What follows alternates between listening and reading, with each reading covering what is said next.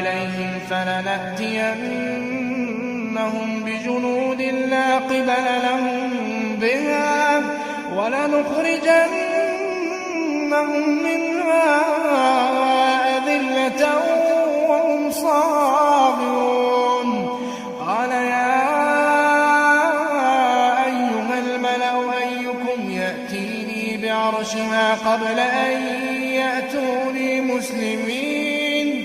قال عفريت من الجن أنا آتيك به قبل أن تقوم من مقامك وإني عليه لقوي أمين.